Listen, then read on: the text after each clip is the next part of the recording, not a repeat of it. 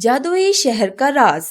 ایک دفعہ کا ذکر ہے، ایک چھوٹے سے گاؤں میں ایک ننھا سا لڑکا علی اپنی دادی کے ساتھ رہتا تھا۔ علی کی دادی اسے ہمیشہ جادوئی کہانیاں سنایا کرتی تھی، لیکن علی کو کبھی یقین نہیں آتا تھا کہ جادوئی چیزیں حقیقت میں بھی ہو سکتی ہیں۔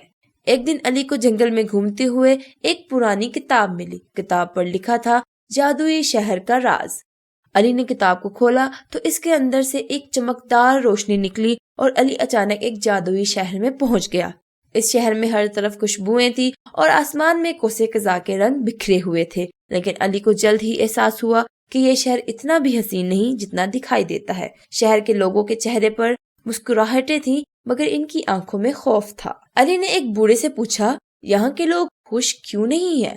بوڑھا بولا، یہ شہر ایک جادوگر کے زیر اثر ہے جو ہماری خوشیوں کو چھین کر اپنے محل میں قید رکھتا ہے۔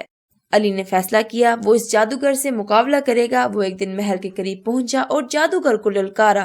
جادوگر ہنسا اور بولا، تم جیسے ننھے بچے میرے سامنے کیا کر سکتے ہو؟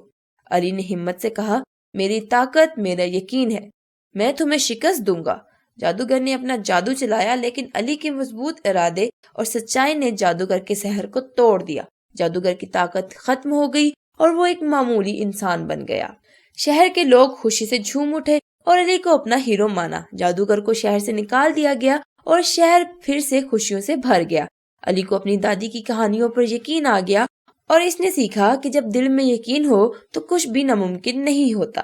تو بچوں، اس کہانی سے ہمیں یہ سبق ملتا ہے، یقین اور ہمت کے ساتھ بڑے سے بڑا چیلنج بھی سر کیا جا سکتا ہے۔ یہ کہانی ہمیں سکھاتی ہے کہ اپنے دل کی سنو اور مشکلات کا سامنا کرتے ہوئے کبھی ہمت نہ ہارو۔